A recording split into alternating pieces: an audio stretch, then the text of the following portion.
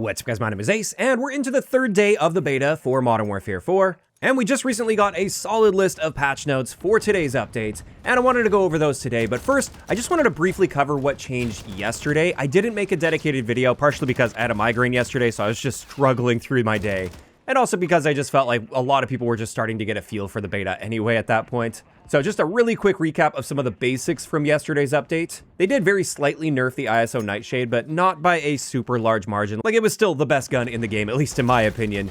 But then on top of that, they adjusted the frangible rounds a little bit because they have a really annoying slowdown effect and stun effect to them. So they made that slightly less powerful. And another big thing, probably the biggest thing they changed yesterday, is they did adjust footstep audio. And it definitely felt like an improvement compared to the first day, where people that were like 20, 25 meters away didn't sound like they were literally about to touch you. And that was an experience I was having on the first day.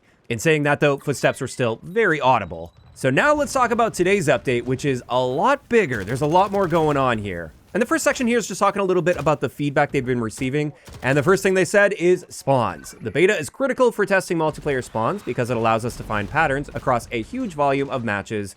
And based on what we're seeing, they need to improve. We're focused on refining spawn placements and logic across all maps and modes. The work is ongoing, and we'll share more as we get closer to launch. It's great to see. It's not surprising to see that. Like, they're always going to be tweaking spawns from beta to launch. But as far as I've seen, I don't think we need like little tweaks here or there. I feel like we need some reworks to how they're handling the logic. Because as I said in my initial impressions video, the spawn logic they're using right now just creates a whole lot of chaos and very strange map flow. So it's not just a case of there's a few problem areas where some bad spawns are happening. It seems more to me like we need a pretty big overhaul to how they're handling spawns. So I'm hoping we'll see some really big changes there.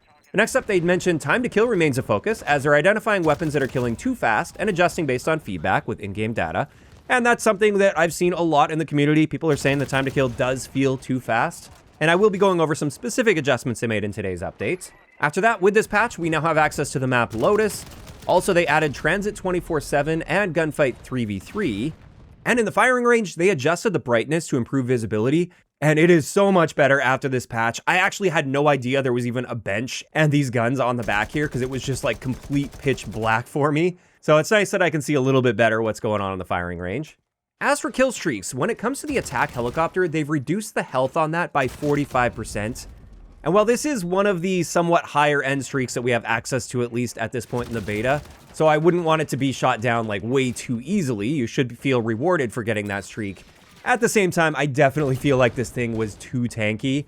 And one thing I noticed is I actually used my crossfire kill streak to try to take out an attack helicopter. And I hit like every single bullet that I could possibly hit on that helicopter, and it still wasn't enough to take it down. And then outside of that one situation I ran into, I've just found like I can spawn in, unload literally every single bullet I spawn in with an assault rifle, and still feel like I barely took a chunk out of that health. So I am glad to see an adjustment here. And I think I still need to see how this plays out to see if they maybe took this too far or if it was an appropriate change. After that, let's get into the weapon adjustments here, which, by the way, gotta give them credit for sticking to this particular format of patch notes that Treyarch introduced. I believe it was Treyarch that introduced the style. Maybe it was Sledgehammer with Modern Warfare 3. I can't quite remember, but I do really appreciate this format. It lays things out in a way that's a lot easier to read, although I will be talking about some strange behaviors here that may throw you off a little bit while reading through this. Either way, with the M4, they're reducing the headshot multiplier for both the base gun as well as the Hurricane Apex attachment. And unfortunately, I haven't gotten around to getting the Hurricane attachment unlocked yet. But for the base gun, at least, what this means is in the maximum damage range, we are no longer capable of getting a 3-shot kill, even if every bullet hits the head. Whereas previously, we could do that with just 2 headshots mixed in with a body shot. So that's going to help keep that time to kill in check in those situations, at least, where you're landing a bunch of headshots for a ridiculous time to kill potential.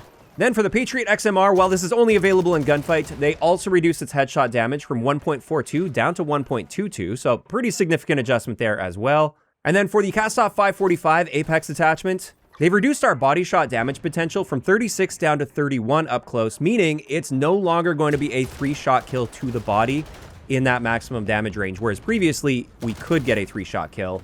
But then on top of that, they slightly reduced our headshot damage multiplier for the Apex attachments, and they eliminated our neck and upper torso bonus multiplier zone. So our base damage is now equal to our upper torso damage, and that is the maximum damage you can deal.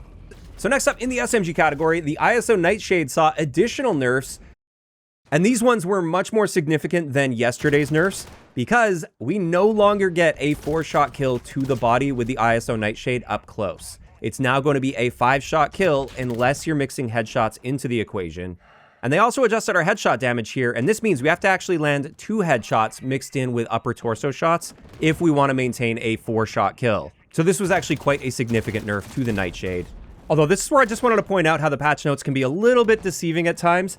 Keep in mind the damage values they share for you here. These aren't your base damage values that you're using for like your headshot multipliers, for instance. These values are the maximum amount of damage that you can deal to the body. So in this case, this is your upper torso damage. And you get that damage by multiplying from the actual base damage that you don't see here. And while this is good for giving you a really easy indication of how many shots to the body it's going to take to kill, at least optimally, it can be a little confusing if you're combining these values with the headshot multiplier they're stating, because that headshot multiplier isn't multiplied from these values, it's multiplied from the base values. And this is why I'll be sure with my gun guides to properly display the exact damage values depending on the part of the body that you're shooting. And then on top of that, they also said they increased the recoil magnitude. And obviously at this point, I don't have all the recoil values collected to share pre-patch versus post-patch like I would normally do with my patch videos. In either case, with the PPSH, they have nerfed the headshot damage multiplier on this as well from 1.4 down to 1.25. And with the X58 NICs, once again, this was only available in gunfights, but they did make some adjustments here. It looks like they incorrectly stated a damage nerf up close. It's stated as red, but this appears to actually be a buff from 26 up to 31. That's still a 4-shot kill to the body, though. Whereas for the other damage ranges, we did see a damage reduction, but they did remove our last damage range where we dropped off to a 7-shot kill. It looks like now, at most, this is going to be a 5-shot kill. At least based on how they're displaying it here, there are some interesting discrepancies here with how they're handling damage ranges, though, so I'll have to actually get my hands on it to test it for myself once it's unlocked. Then for the LMG category, with the Fin, it's no longer going to have a 3-shot kill potential up close to the body. However, just 1 headshot mixed in will be enough to get that 3-shot kill back. And also, it now drops off to a 5-shot kill potential at range. But again, headshots are going to make up for that difference really easily, even though they did reduce our headshot damage multiplier a bit. And with the Type 73, we saw some very minor adjustments that don't really have a serious impact on this gun's performance, at least by default. Although with the Apex attachment, this one did catch some more notable nerfs, so it's no longer going to be a 3-shot kill potential to the body. You're going to have to mix a headshot in there now. And then finally, for the Krait, we just saw some range adjustments as well as a bunch of multiplier adjustments to this. And based on what I'm seeing, it looks like there will be no more 2-shot kill potential to the body with this gun. You're going to have to mix a headshot in. So when it comes to all this weapon balancing, this is definitely going to have an impact on a lot of time to kill situations. And the general average time to kill values are coming back up again, but still not quite to the level of something like Black Ops 7, for instance. And I do plan on doing a more detailed time to kill comparison once we gain access to more weapons in the game. I just feel like we don't have a big enough sample right now to get a solid indication of what the averages are going to look like in the final build of the game. But at the moment, we're sitting at around a 230 millisecond time to kill for SMGs and assault rifles on average. And so, as I said, a little bit faster than we're seeing in Black Ops 7, but not by a huge margin. Now, in addition to the weapon adjustments, there were also a bunch of attachment adjustments. So let's go through those. With the lasers, they've adjusted the brightness of the lasers for improved visual clarity. For muzzles, they updated pros, cons, and stats in the gunsmith to more accurately reflect muzzle functionality. So apparently the pros and cons weren't being stated correctly. Another thing I forgot to mention earlier, they have confirmed that we will be getting advanced weapon stats in-game for the launch of the game, and that is excellent news. I was a little bit worried with Infinity Ward. They're not known for doing that, so I'm glad to see they are going to be doing that. So we will actually be able to see exactly what these attachments are doing to our gun. Because up until now, at least, with a lot of the attachments, I haven't been liking what I've been seeing just looking at pros and cons, because it does appear there are far too many cons to many of these attachments. But if we could just see the advanced stats, perhaps these cons aren't nearly as bad as we might think they are. In either case, moving on to the frangible rounds, these ones caught an additional nerf with this update. They've just completely removed the stun effect with it, so it will still slow your movement down, but it's not going to have the effect of like a stun grenade hitting you, or a mini stun grenade hitting you, I should say. And that's nice to see that they're continuing to work on that, because even after the update yesterday, those frangible rounds were still really annoying to run into. Then for optics, I'm really happy to see they've removed the aim down sight speed penalty for the low zoom optics, so the holographic, mini reflex, and reflex sights. I don't think anybody really liked the fact that those were harming your aim down sight speed. Even though it was probably only by like 5 milliseconds, it still just seems so unnecessary. As for underbarrels, when it comes to the angled grips, our aim down sight speed penalty was reduced from 28 milliseconds to 22 milliseconds, so very slight adjustment there. It's a similar story with our sprint to fire speed penalty on these. Previously it was 15 milliseconds, now it's 10 milliseconds. Then for the bipod, underbarrel launchers, and underbarrel shotgun, they've totally removed our aim down sight speed penalties.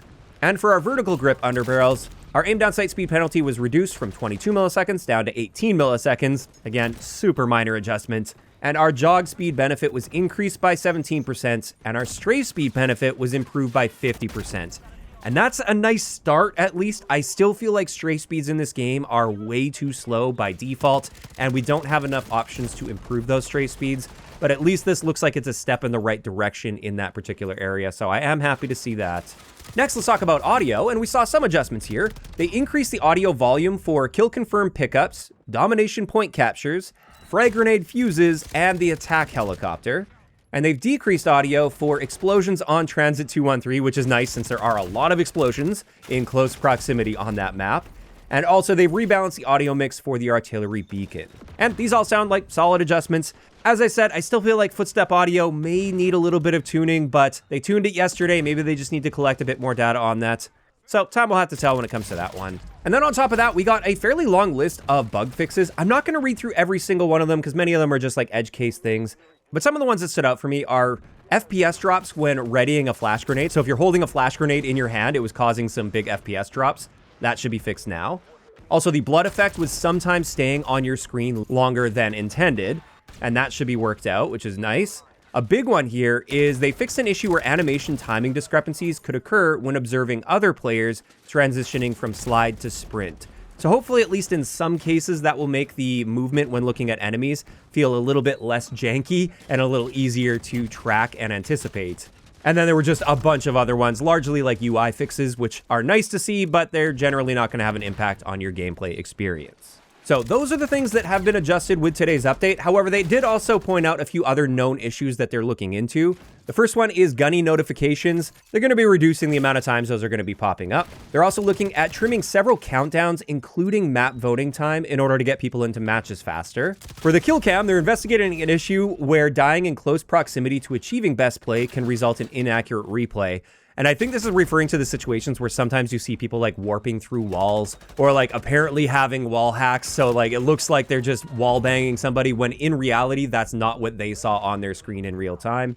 And they said they're also looking at hardpoint spawns on Transit 213, in addition to all of the other spawns that they're looking at. I think this one's just pointing out one really bad and exploitable situation with hardpoint spawns on Transit 213. And there we go. That's pretty much it. That is going to wrap it up for the Day 3 patch notes here. Overall, it seems like they're making some nice improvements here. They're responding to much of the feedback that we're seeing in the community. Obviously not everything, and they're not really responding to some of the biggest ones. I know matchmaking, for instance, has been a huge talking point. I've been finding it to be generally quite frustrating as well, although I'm still getting some decent games here, and you're going to be seeing those gameplays obviously on the channel, but they're not necessarily representative of my typical experience. Either way, I am curious to hear from you guys in those comments down below. How are you feeling about the adjustments they're making so far? And what are some of the biggest pieces of feedback you have for the game at the moment? If you enjoyed this video, a like rating is always appreciated. And don't forget to subscribe for more if you haven't already. I'll talk to you guys next time.